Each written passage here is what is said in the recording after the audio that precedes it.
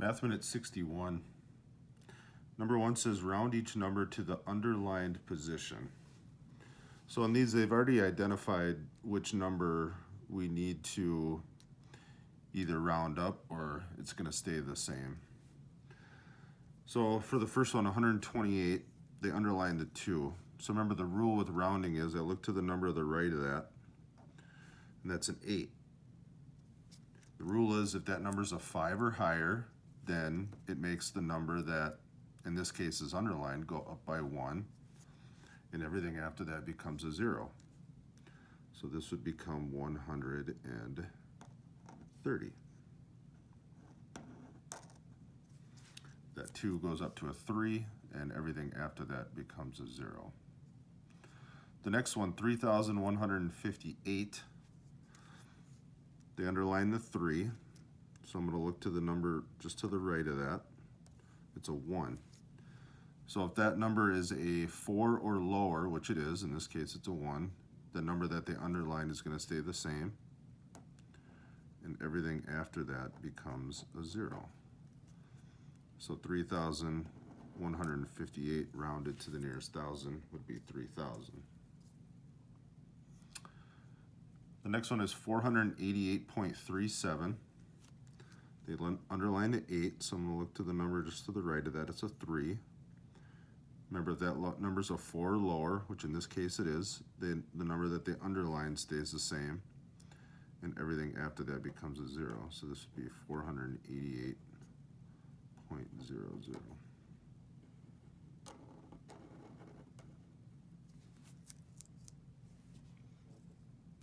Number 2 says, how many cubes are in this shape? Well, let's just number them.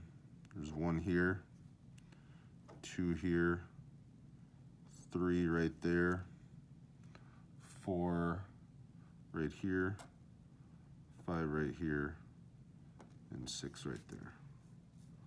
So there are 6 total cubes in that picture. Number 3 says the numbers in the Y column are blank times bigger than those in the X column. So they're asking me the numbers that are in the X column, what am I multiplying that by to get Y? Well, to figure that out in math, you do the opposite. So basically what I'm going to do on these is I'm going to take the Y values and I'm going to divide it by the X values for all of these.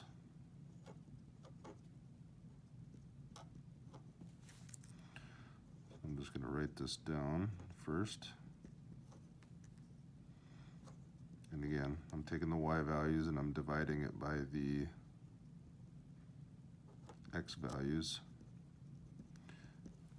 And whatever I get for all of these is going to be how much I'm multiplying it by each time. And if I punch that into my calculator, 0.8 divided by 0.2, I'd get 4. If I do 0.3 divided by 1.2, I get 4. 0.5 divided by 2, I'd get 4. And 2.8 divided by 0.7, I'd get 4.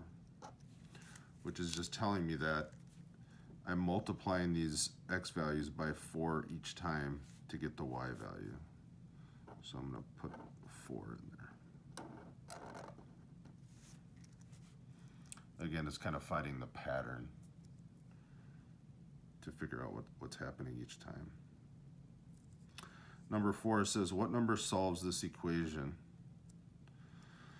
Well, first thing I need to do is what's inside the parentheses here. So I have this number that I'm trying to figure out, and then I'm going to do the 3.8, which is, or 3 plus 8, which is 11.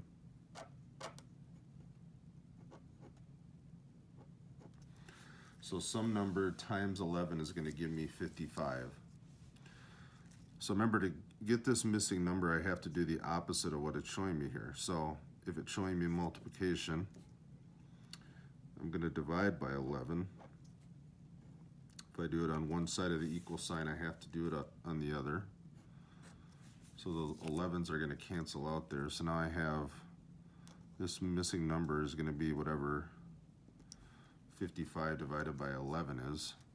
Well, if I punch that in my calculator, 55 divided by 11 would be 5. So that's going to be the missing number that goes in the box. Now if I just wanted to double check my work, 3 plus 8 is 11. 5 times 11 would be 55, so I know that I did that the right way.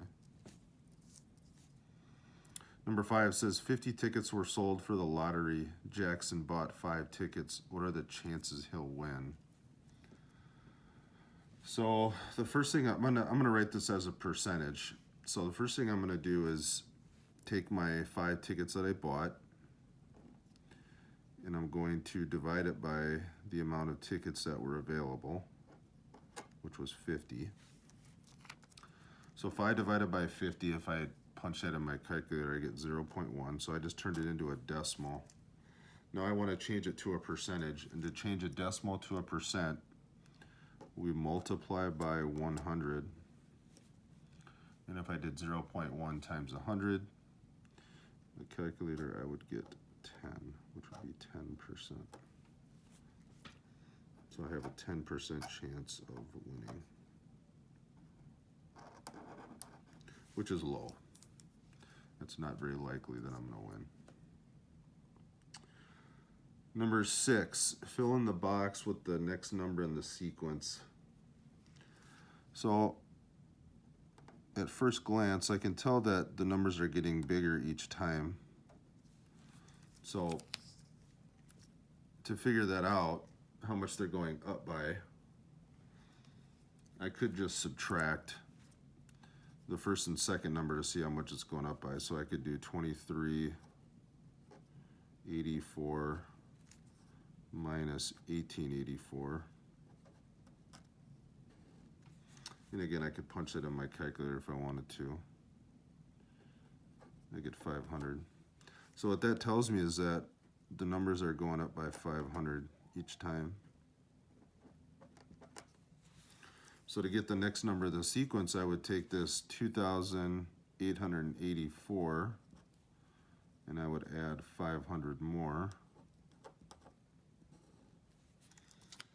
And if I wanted to do it in my head, I could, or I could always use the calculator to help me out. I would get 3,384. So that's going to be the next number. Okay, number 7, order of operations problem. I need to do what's in the parentheses first. So the first thing I got to figure out is what's the square root of 25, which means like some number times itself. It's going to give me 25. Well, the only number I can multiply by itself to give me 25 is 5.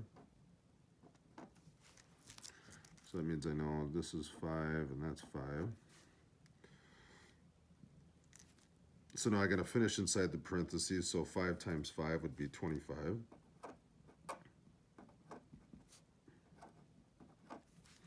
So then the last part is I got to multiply it by the 2 that's on the outside over here, so 2 times 25 would give me 50.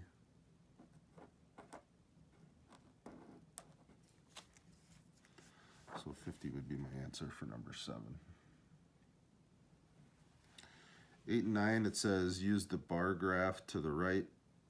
It says, number 8 says, according to the graph, how many desks were in row A? Well, I go to row A. There's only 1 shaded there, so let's say that's 1. Number 9, which 2 rows had the same number of desks? Well, if I look here, I see row E has 3, and row B also had 3. So I could say B and E had the same number of desks. And then number 10, it says, what is the remainder after each number is divided? So this little symbol here means division. So another way of saying this or writing this, I could do 76 divided by 9. If I punch it in my calculator, I get 8.4 repeating. So I know that 9 goes into 76 8 times. 9 times 8 is 72. But they're asking me for the remainder. So now what I have to do is I have to take the number that I started with inside here, which was 76, I got up to 72, so how much are going to be left over? So now I'm just going to subtract those.